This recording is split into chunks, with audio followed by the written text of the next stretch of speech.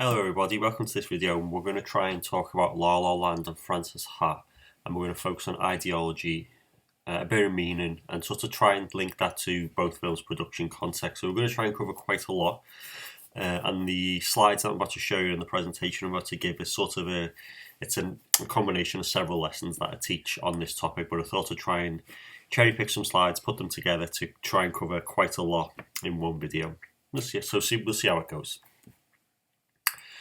Alright then, so this module is called US Cinema since 2005, and you're required to study two films and demonstrate your knowledge and understanding of the difference between American independent and American mainstream cinema.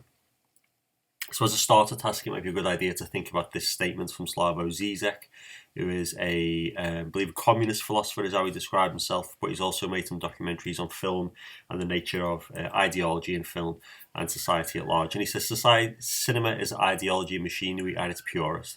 If you want to grasp what is going on in today's society, look at Hollywood blockbusters.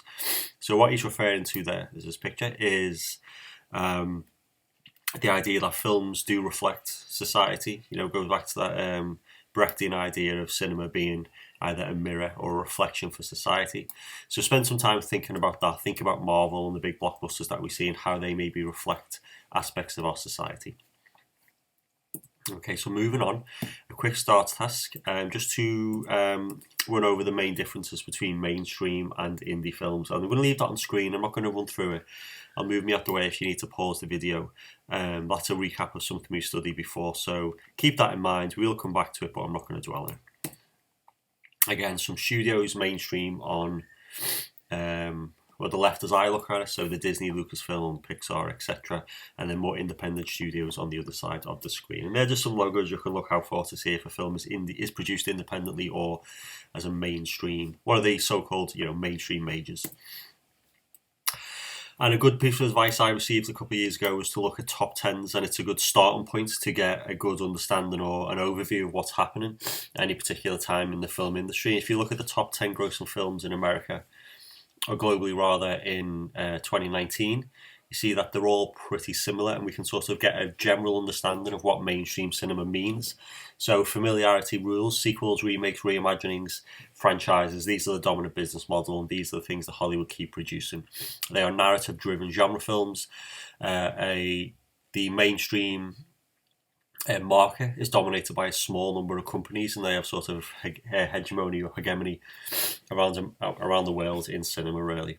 Huge budgets and huge box office returns. All right, so it's go big or go home, and this is something called like tentpole production that studios have adopted in the last 20 years. Generally, the mainstream films are non-controversial. They reinforce dominant ideologies. They are designed with ancillary markets in mind. So what that means is that the film is designed with toys, video games, TV shows, franchises, anything that can be produced to generate cash outside of the film itself would be part of an ancillary market. And the idea behind that is that you have a horizontally integrated business model, and you can create synergy and maximize the profit of one single franchise. And then intertextuality and nostalgia is the currency of the modern industry, and that's something we'll talk about today in reference to La La Land, because I'll address Francis Ha in a separate video. But this idea of nostalgia and intertextuality being maybe the single most defining feature of modern American cinema is going to be really important. So just to clarify what I mean by tentpole, a tentpole film is a film like Rise of Skywalker, where you have a lot of money, $250 million, or something around that, going into the production of a film. And then that almost like creates like a tent that everything sits within. So within that you have, toys, Disney Plus TV shows, Blu-rays, action figures, Adidas tie-ins, video games. And that one $275 million budget, that big investment, allows you to then spread out the franchise across multiple avenues and generate as much money as possible. Okay, so that's a tentpole in, a quick overview. Okay, so let's have a look at the difference between mainstream and indie, and then we'll think about mainstream films primarily today. So, Indie cinema targets niche audiences who are actively looking for new experiences. So what you should look for in Francis Hart and any independent film you study is that active and purposeful attempts to deviate from or challenge the mainstream traditional approaches to cinema, generally narrative, character representation. Films can express alternatives to dominant social ideologies and cinematic ideologies. So mainstream films, because they cost so much and because they're all part of these, tentpole sort of productions, and it's all about ancillary markets and maximising profit, you can't really be too controversial. You have to be relatively safe and mainstream. Whereas independent films, they haven't got that. The imperative to make a massive profit is not as important or prominent in the indie world. So filmmakers can take risks and sort of express more challenging, subversive, or alternative ideologies, because the whole point with indie film is to present something new and different, not generate a profit. So mainstream films are generally escapist, where independent films will attempt to be more realistic. So indie films are trying to be more realistic, and that then, a more realistic depiction of reality and modern life, and that then impacts on technical features and how the film is produced. Okay, so this is a quote from Janet Steger, and she says, although there are some avenues for politically progressive films in the Hollywood studio system, it remains complicit with capitalism and or white patriarchy. The assumption historically has been that films that aim to provide alternative visions of the world must, quote, break out of the arms of blockbuster cinema. So, I mean, it is more subtle and complex than this, but an overview is that if you want to make mainstream film, you've got to conform to society's expectations and ideologies that are prevalent. If you want to make an indie film, you are free to challenge that. Okay. So there's a slide on mainstream films. They usually produce genre films. They follow a linear classical narrative structure with a clear resolution. We have stars of familiar characters, often based on pre-existing material, heavily reliant on nostalgia. They use an orchestral score, the classic approach to technical elements, so classical scene construction, establishing shots, mid-shots, shot reverse shots, point of view of the protagonist, etc. Films often contribute to larger universes. That's increased in the last 15 years, hasn't it, where everything now is part of something bigger. The idea that every film connects is somehow seen as like it's default viewed as, oh, that's amazing. Well, actually, is it? Mainstream films sit at the centre of the studio business model, but are not the primary drivers of profit. And this is like the weird thing about the modern industry, and it's been like this since the 80s really, is when it started, late 70s. But you make a film like Rise of Skywalker, you spend all that money on it, but the film is not the most important thing in terms of profit. You need the film. That has to exist so you can make toys and theme parks and video games. So although you're going to make $1 billion on the film, you're going to make $2 billion off toys. All right, so the film is important. It sits at the center of everything you do, but it's not the primary driver of profit. I've said this before in class. I imagine the people at Disney are actually annoyed that they have to actually make Star Wars films to sell these toys. Okay, and then we have the ideological nature. So this is important for our lesson today. Ideology in mainstream cinema reinforce traditional modes of representation. So if you see a rom-com, 99.9% of rom-coms are what would be called heteronormative, i.e. Boy meets girl, not boy meets boy, girl meets girl, or other sort of, gender representations. It's very conventional in that sense. Mainstream films, again, in representation, they always present the family as the ideal. A lot of mainstream films use reunification of the family as their driving force. Independence Day, it's a film about alien invasion. Like, no, it's not really. It's a film about a man trying to reunite his family. And that's quite conservative values, especially in America, part of American ideology. They reinforce the status quo. So generally speaking, American war films present American soldiers as heroes and anyone else as a villain. Look at American Sniper. You have a film where we have, if you just strip it back, we have footage of an individual shooting children to death from 2 miles away or whatever it is. And he's a hero, isn't he? So in objectively speaking, we should be a bit more critical of that, but mainstream films just tap into that, ideologies that are prevalent and dominant in society. They have a broad appeal, so you can't really be too controversial. You can't really make a film that, is challenging what a lot of people think in society and expect to make a massive profit. And that's not, whether that's right or wrong, that's another question, isn't it? But that's the way it is. And rigid formula, limited scope for personal expression. So an example is the Marvel Cinematic Universe. If you do not follow the rules of the Marvel studio, you'll be fired. And Kevin Feige has got no problem firing directors. See Edgar Wright and Ant-Man if you want more information on that. Independent films, then, they reject or subvert genre rules. So generally speaking, they operate outside of genre, or they will try and revise, reinvent, reinvigorate, or challenge a genre. Non-linear, non-goal orientated. So a lot of independent films, sometimes people watch an independent film will feel a bit disappointed by the ending. I think that's because we've been conditioned to expect, and they all live happily ever after, everything's sort of tied up. But indie films will often end mid-narrative. The characters are still struggling. There isn't a resolution, and that's because indie films are more character-based than, spectacle. Unknowns. So generally, indie films help launch filmmakers and actors into the mainstream. Part of that is, when actors and directors are starting out, they want to be artists and sort of say something, but then a lot of them get sort of eaten up and gobbled up by the studio system. But also, it's a budgetary thing. You're not going to have Christopher Nolan, agreeing to do a small indie film. You're going to have someone who's willing to work for less. So, smaller budgets, unknowns, but it is also a breeding ground for talent. More likely to be original ideas, original interpretations of existing ideas. So again, the whole point within independent cinema is it exists in what's the right word? Contrast to opposition to mainstream. So it's by definition it has to have new ideas. Alternative approach to soundtrack, often pop music soundtrack, experimental uses of sound, and again, this is a stylistic thing, but it ultimately comes down to the budget. Experimental technique approach, rejection of classical approaches. So filmmakers in indie circles will reject, maybe most traditional approaches to scene construction, narrative construction, genre convention, and they'll sort of do their own thing and use, the way I would describe this is that, independent films will try to use the key elements, the technical elements, in service to the narrative, not the other way around. Mostly standalone films, you're not really going to get any indie franchises because that's not the point, it's not about making money. And indie films are driven by characters and their journeys over narrative and plot progression, and we see that in Francis Ha. Ideology then. An independent film explores non-mainstream cinema topics and subjects. So if you have a mainstream war film like American Sniper, that's mainstream, but then you have the independent equivalent, which is The Hurt Locker, Zero Dark 30. These are films that are extremely critical of the American foreign policy, the action of the American military in Afghanistan and Iraq during the war on terror. So that's a good sort of set of films to compare mainstream and indie. One glorifies America's violence, one criticises it. Produced outside of the studio system, so generally not produced by one of the majors.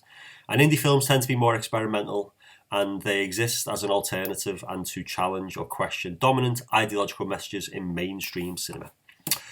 Okay, so there's an overview of what mainstream and independent films are. So if you need any more information, feel free to sort of take my points and research more into it. But let's crack on and start thinking about how this is relevant for us and our film of La La Land and Francis Ha. Okay, so as I've said, independent films and mainstream films have different budgets, different approaches to making films, and what that means is different stylistic approaches.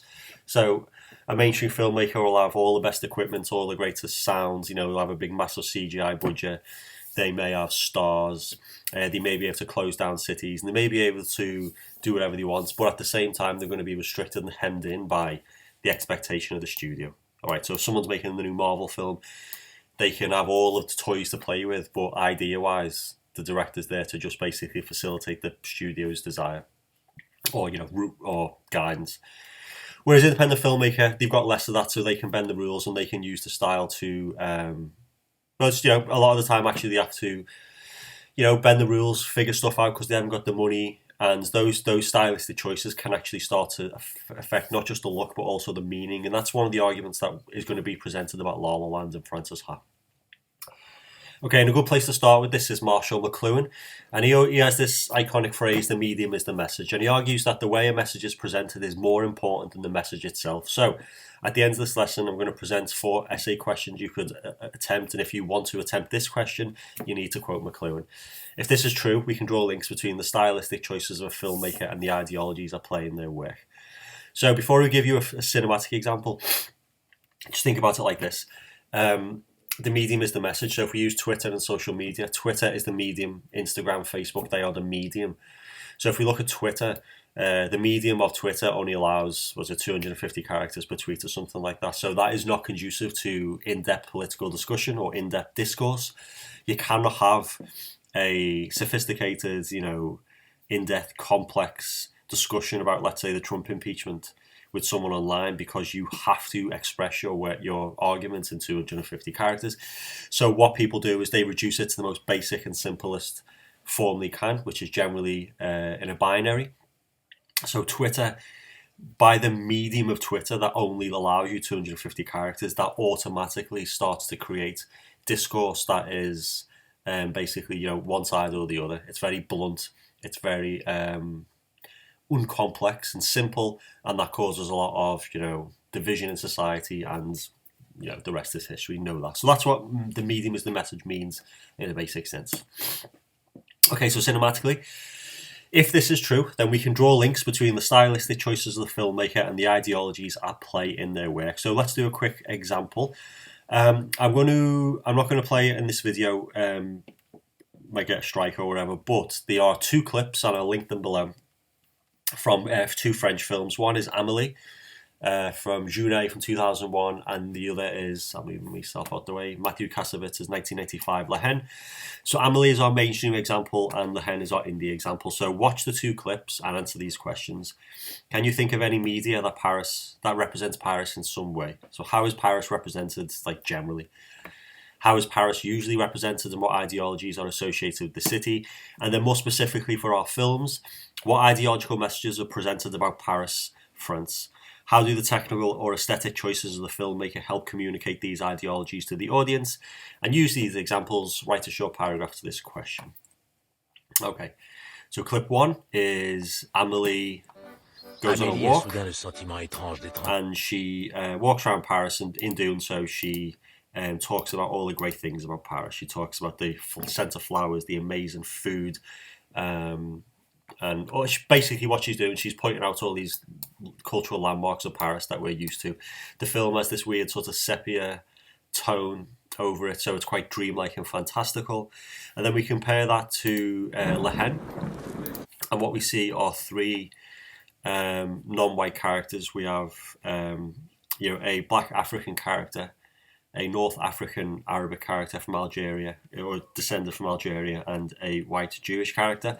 And they're walking around the same streets of Paris, and what they encounter is violent skinheads and racists, and are almost attacked and murdered. And what we see basically is three men on the absolute breaking point of being racially abused and oppressed their entire life by not only the state but the citizens. And we have our character Vincent almost snap and maybe kill a skinhead. I'm not going to tell you what happens. It's an absolutely remarkable film. But the point to take from this about the medium is the message and the style is that Amélie, because it's mainstream, it has to appeal to a global audience, a mass audience, and that relies on basic representation. So it just falls back to the traditional trope that Paris is a city of love, of culture, an artistic hub. And the film is beautiful, colourful, dreamlike. It's eccentric characterization and performance from our performers. We have sweeping camera, we have montage, edit, and traditional French music. The city is full of life. Everyone is white, and it's very middle class. So what we get is a dominant mainstream representation of Paris, and that is defined by the film's mainstream status. Okay, and then we look at La Haine. The final point on Amélie. Amélie reinforced what the French government wanted. It's not reality, it's the ideology they wanted to promote. So Amélie was actually used in a lot of tourist boards, adverts by the French government. So the French government think this is the version of Paris we want. It's not really realistic, but let's promote that and get that around the world, and that's what happened. Then we have a look at the independent film. The dominant ideology is quite different, and it presents Paris as a violent, racist city in which skinheads roam the streets, and anyone who is not a white, naturalized, born in French citizen is viewed with suspicion and is an outcast. So black and white, so stylistically, the filmmaker wanted to deviate from the mainstream, so he chose black and white as opposed to colour to make his film stand out and very consciously strip Paris of its warmth. So we have black and white strips the city of warmth and romance we associate with it. The dialogue is very realistic, as is the acting. We have a multi-ethnic cast, which accurately represents the city's multi-ethnic population. Paris is very multicultural, and Amelie ignores that. And if we're being kind to the director, it's an oversight. It's just a casting decision. But if we're being more, I'm not going to say cynical, more realistic, it is a conscious exclusion of groups of people, and that's a problem, isn't it? And racism, it reflects the real-life racism and prejudice non-white people suffer in France.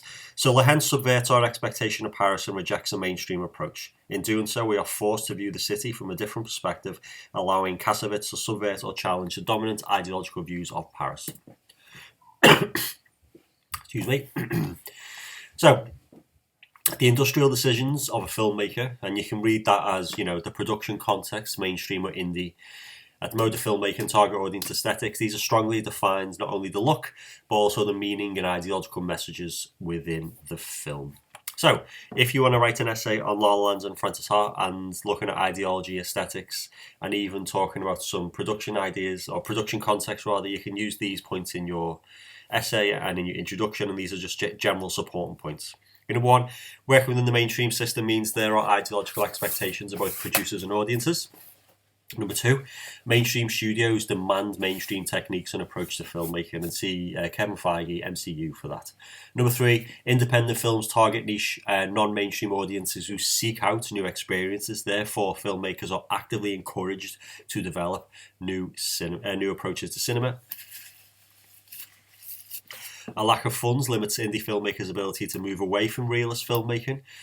Part of the reason why they are so realistic is because they have to film in real locations. Kitchen sink dramas are called kitchen sink dramas, partly because it's a very British mode of filmmaking, and there wasn't much studio space, not much money available, so people literally shot in their kitchens, in their own homes, and that sort of then generates the realistic mode of cinema. You can't shoot Thanos attacking the Avengers in your back garden, but you can shoot a film about, the conflict between neighbours in northern England, for example. So it's a very realist mode. The mode of filmmaking strongly drives the ideological message of the film. All right, so there's an overview, some points you can get into your introduction, and some points to just think about when you are writing your analysis for these two films. Okay, so let's look at La La Land then. So, La La Land, let's talk about preferred response. In fact, you know what? I'm going to stop this video here and I'll pick this up in a second video.